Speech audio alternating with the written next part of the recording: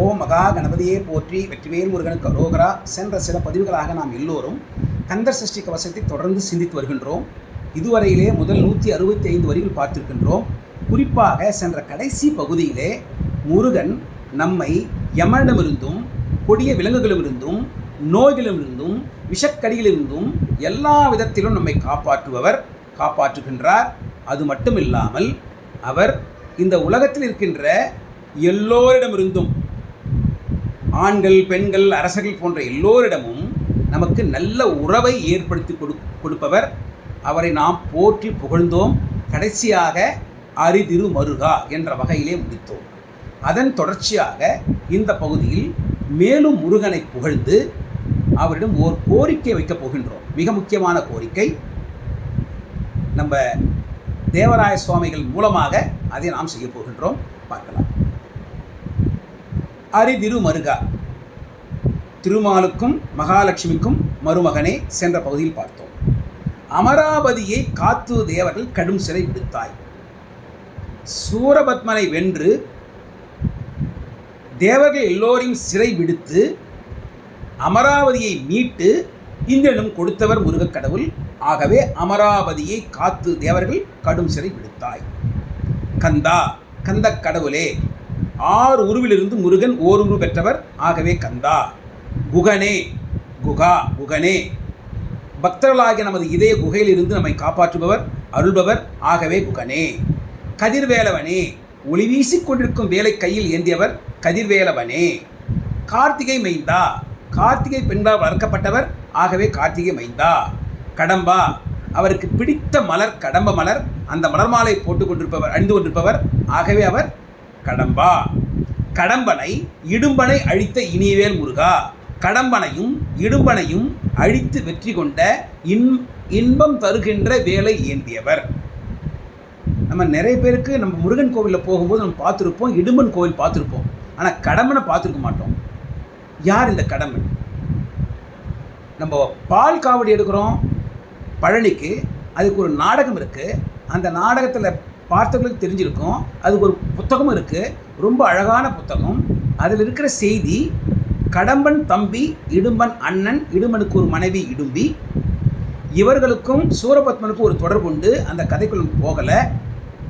இந்த இடும்பனையும் இடும்பியும் அகத்தியர் மலையை கொண்டு வர சொல்லி வடநாட்டுக்கு அனுப்புகிறார். அங்கேருந்து மலையை கொண்டு வரார். அந்த மலையை கொண்டு பழனிக்கு வரும்பொழுது பழனியில் மலையை வைக்கிறார். அங்கே முருகனுக்கும் பாலகனாக வந்த முருகனுக்கும் இந்த இடும்பனுக்கும் ஒரு சிறிய வாக்குவாதம். அந்த வாக்குவாதத்திலே முருகன் இடும்பனை அழிக்கின்றார். அதன் பிறகு மறுபடியும் அகத்திய மாமுனியின் வேண்டுகோளின் பேரில் இடும்பனை உயிர்ப்பித்தெடுத்து அவருக்கு அருளும் செய்கின்றார். ஆகவே இடும்பன் முருகனுடைய காவல் செய்பவரில் மிக முக்கியமான பக்தனாகின்றார். அந்த இடும்பன் இந்த வரலாற்றின் மூலமாக தான் நாம் எல்லோரும் காவடியும் எடுக்கின்றோம். ஆகவே கடம்பனை இடும்பனை அழித்த இனியவேல் முருகா. தனிகாசரணே, திருத்தணிகை தலத்திலிருந்து நமக்கு அருள்பாலித்துக் கொண்டிருக்கும் முருகன் தனிகாசரணே. சங்கரன் புதல்வா, சிவபெருமானின் புதல்வனே. கதிர்காமத்துறை கதிர்வேல் முருகா. இலங்கையில் இருக்கின்ற கதிர்காமம் என்று சொல்லக்கூடிய இடத்திலிருந்து நமக்கு அருள்பாலித்துக் கொண்டிருக்கும் முருகன் கதிர்காமத்துறை முருகன் கதிர்வேல் முருகா. பழனி பதிவாழ் பாலகுமாரா, பழனியிலே பாலகுமாரனாக இருந்து நமக்கு அருள் செய்கின்றார். ஆவினன் குடிவாழ் அழகிய வேளா, பழனியின் அடிவாரத்தில் இருப்பது திருவாவினன்குடி. திருவாவினன்குடியிலிருந்து நமக்கு அருள் செய்கின்றார் அழகிய வேலனாக. செந்தில் மாமலை வரும் செங்கல்வராயா, திருச்செந்தூரிலே செந்தில் ஆண்டவனாக செங்கல்வராயனாக நமக்கு அருள் செய்கின்றார். செங்கல்வராயன்னா மிகவும் செம்மையானவர். முருகக் கடவுள் மிகவும் செம்மையானவர், செந்நிறத்தவர். ஆகவே அவருக்கு செங்கல்வராய் என்ற பெயர் அவர் நமக்கு அருள்பாலிக்கின்றார். சமராபுரிவாழ் சண்முகத்தரசே, முருகன் போர் புரிந்த இடங்களில் ஒன்று சமராபுரி. ஆகவே சமராபுரி. திருப்போரூர் திருத்தலத்திற்கு இன்னொரு பெயர் யுத்தபுரி, சமரபுரி என்று பெயர். ஆகவே திருப்போரூர் திருத்தலமே சமராபுரி என்று வழங்கப்படுகின்றது. இந்த சமராபுரி என்கின்ற திருப்போரில் தான் 3 அசுரர்கள் இல்லையா? தாரகாசுரன், சிங்கமகாசுரன், சூரபத்மன்.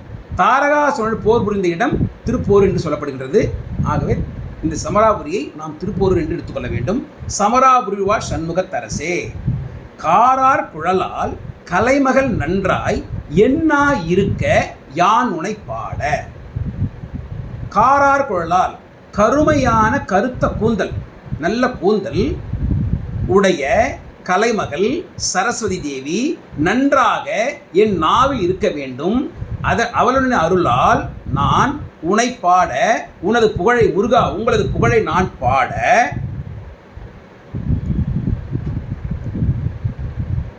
என்னை தொடர்ந்திருக்கும் எந்தை முருகனை நான் உங்களை பாடிக்கொண்டே இருப்பேன். சரஸ்வதியின் நாவில் இருக்கார், ஆகவே நான் அழகாக பாடுவேன், இனிமையாக பாடுவேன். என் பாடலுக்கு இசைந்து நீங்கள் என் அருகாமையிலே இருப்பீர்கள்.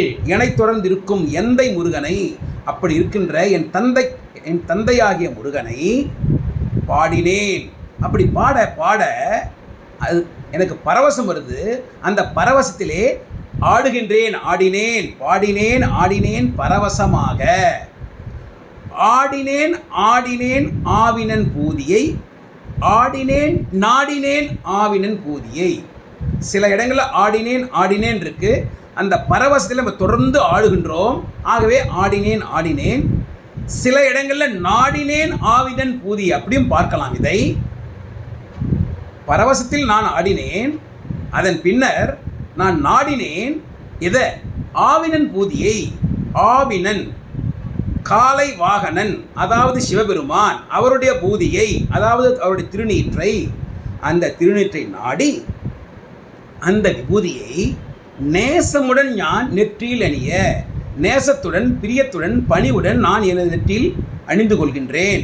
அப்படி அணியும் பொழுது பாச வினைகள் பற்று அது நீங்கி, தொடர்ந்து பிறவிகள் தோறும் நான் வளர்த்து வைத்துக் கொண்டிருக்கின்ற அந்த பாச வினைகள் இருக்க, பாச பிணைப்பு, பாச விலங்கு, அந்த விலங்கு அறுபட்டால் ஒழிய நம்மால் இறைவனை அடைய முடியாது, முக்தி அடைய முடியாது. அந்த பாச வினைகளில், அந்த பாச பற்று வினை நீங்கி உன் பதம் பெறவே சிவபெருமானுடைய விபூதியை நான் வைத்துக்கொண்டேன். உங்களுடைய அருள் எனக்கு வேண்டும். உன் அருளின் காரணமாக பாச வினைகளையும் அருந்து உனது பதத்தை, உனது திருவடிகளை நான் பெற வேண்டும். அதற்கு நீங்கள் அருள் செய்ய வேண்டும். நம்ம இங்கே உன் அருளாலே உன் பதம் பெறவே, சிவபுராணத்தில் அவன் அருளாலே அவன் தாள் வணங்கி. ஆகவே சிவபெருமானுடைய விபூதியை நாம் அணிந்தால் நமது பாச வினைகள் அறுக்கப்படும். முருகன் அருள் அதற்கு நமக்கு கிடைக்கும். அப்படி கிடைத்து அவருடைய பதத்தை, திருப்பாதத்தை, திருவடிகளை நாம் அடையலாம். உன் பதம் பெறவே உன் அருளாக அன்புடன் ரட்சி, எனக்கு தயவு கூர்ந்து அன்புடன் அருள் செய்ய வேண்டும். அதுக்கப்புறமா அது மட்டும் இல்லை, இப்போ இருக்கிற காலத்தில் என்னென்ன வேண்டும்? அன்னமும் சொன்னமும் மெத்த மெத்தாக. நாம் சாப்பிட்றதுக்கு சாப்பாடு வேணும், அன்னம், நிறைய பொருள் வேண்டும், நிறைய செலவுகள் இருக்குது. சொர்ணம் தங்கம், பொருள்கள் உயர்ந்து தங்கம், அது சொல்லிட்டார். சாப்பிட்றதுக்கு அன்னம் சொல்லிட்டார். ஆகவே எல்லா விஷயங்களும் அதுக்குள்ளே அடங்கி போயிடுது. அன்னமும் சொன்னமும் மெத்த மெத்தாக நிறைய எனக்கு கிடைச்சிக்கிட்டே இருக்க வேண்டும். அதற்கு வேலாயுதனார் சித்தி பெற்று அடியேன். முருகா, உங்களுடைய சித்தி எனக்கு கிடைக்க வேண்டும். அது கிடைத்தால் சிறப்புடன் நான் வாழலாம், சிறப்புடன் வாழ்க. இதெல்லாம் அவர்களுக்கு கேட்டு வாங்கிட்டார். வாங்கினதுக்கு அப்புறமா முருகனை மறுபடியும் புகழ்கிறார். என்ன புகழார்? வாழ்க வாழ்க மயிலோன் வாழ்க, மயிலை வாகமாக கொண்டிருக்க முருகக் கடவுளே வாழ்க. முருகனை போய் நாம் வாழ்த்த முடியுமா? முருகன் கடவுள், நாம் யார்? அப்படி பார்க்கக்கூடாது. முருகனை நம்ம பிரியத்தில், பாசத்தில் வாழ்க வாழ்க, நல்லா இருங்க நல்லா இருங்க நம்ம சொல்கிறோம். ஏன்? முருகன் நல்லா இருந்தால் நம்ம நல்லா இருப்போம். நம்ம ஒரு இடத்துல வேலை செய்கிறோம், பெரியவங்க இருக்காங்க, நீங்கள் நல்லா இருக்கணும் சார் அப்படின்னு சொல்லுவோம் இல்லையா? அதுபோல தான் முருகன் கடவுள், பரபிரம்மம், அவரை நாம் வாழ்த்தலாம், தவறில்லை. ஆகவே வாழ்க வாழ்க மயிலோன் வாழ்க, வாழ்க வாழ்க வடிவேல் வாழ்க, வாழ்க வாழ்க மலைகுரு வாழ்க. முருகன் குன்றுவார் ஆடும் குமரக்கடவுள், மலைவாழ் அண்ணல், சிவபெருமானுக்கே குருவாக இருந்தவர். ஆகவே அவர் நமக்கும் குரு. ஆகவே அவர் மலைகுரு. வாழ்க வாழ்க மலைகுரு வாழ்க. வாழ்க வாழ்க வாரண துவசம். வாழ்க வாழ்க மலைக்குற மகளுடன். மலைக்குற மகள் வள்ளியம்மை, அந்த அம்மாவோட நீங்கள் வாழ வேண்டும். வாழ்க வாழ்க வாரண துவசம். உங்களுடைய சேவல் கொடி வாழ வேண்டும் என்று நிலைத்து நிற்க வேண்டும். வாழ்க வாழ்க என் வறுமைகள் நீங்க. எனது வறுமைகளை நீக்கி எனக்கு நீங்கள் அருள் செய்ய வேண்டும். அப்படி அருள் செய்து வாழ வேண்டும். எத்தனை குறைகள், எத்தனை பிழைகள், எத்தனை அடியேன், எத்தனை செய்யணும். பெற்றவள் நீ குரு, பொறுப்பது உன் கடன். பெற்றவள் குறமகள் பெற்றவளாமே. நாங்கள் உங்களை பூஜிக்கின்றோம். எங்களுக்கு தெரிந்த வகையில் முருகா உன்னை வணங்குகின்றேன். தெரிந்த வகையில் பூஜிக்கின்றேன். இந்த வகையிலே நான் நிறைய தவறுகள் செய்திருப்பேன், பிழைகள் செய்திருப்பேன்.